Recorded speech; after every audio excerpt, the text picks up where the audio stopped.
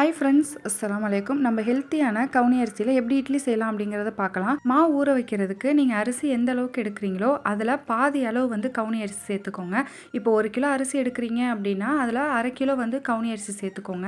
2 அரிசியுமே mix பண்ணி நல்லா கழுவிட்டு 8 மணி நேரம் ஊற வச்சுருங்க. இப்போ நைட்டு ஊற வச்சிட்டிங்கன்னா நம்ம வந்து காலைல எடுத்து அரைச்சிடலாம். அரிசி அரைக்கிறதுக்கு 1 மணி நேரத்துக்கு முன்னாடி அதுக்கேற்ற அளவில் நம்ம உளுந்தையும் வெந்தயத்தையும் ஊற வச்சுக்கலாம். நான் 1 கிலோ அரிசிக்கு 100 கிராம் உளுந்தும் 1 ஸ்பூன் வெந்தயமும் ஊற வச்சுப்பேன். அரிசியை கொரகொரப்பா அரைச்சிக்கோங்க. அரிசி மாவையும் உளுந்து மாவையும் நல்லா மிக்ஸ் பண்ணி 4 மணி நேரம் அப்படியே வச்சிருங்க புளிக்கிறதுக்காக. கவுனி அரிசியில அதிகமான நார்ச்சத்துக்கள் இருக்கு. எல்டிஎல் அப்படிங்கிற கெட்ட கொலஸ்ட்ராலோட அளவை குறைக்கிறதுக்கு ரொம்பவே யூஸ்ஃபுல்லா இருக்கு. வெயிட் லாஸ் பண்றவங்க கவுனி அரிசியை தாராளமா யூஸ் பண்ணலாம். சுகர் லெவலையும் கண்ட்ரோல் பண்ணும்.